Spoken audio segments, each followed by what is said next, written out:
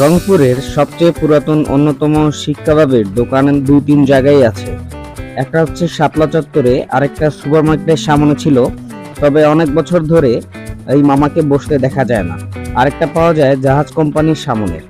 আজকে আসছি আমার সুপরিচিত মামার কাছে শাপলা চত্বরে।